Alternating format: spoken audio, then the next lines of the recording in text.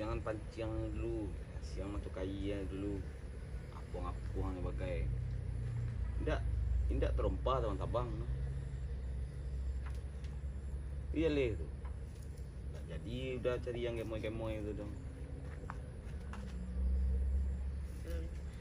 Udah, hobi mana mancing bola gua indah. Ya kok kan sedang dibuat tuh tangkainya sih. Rancak dia. Kerepik kan lembu-lembu dia. Ayo pia. Anang saya lah pia di rumah. Jangan merah-merah dulu. Kok tiba kawan udah di buang bagai pariu ke bawah.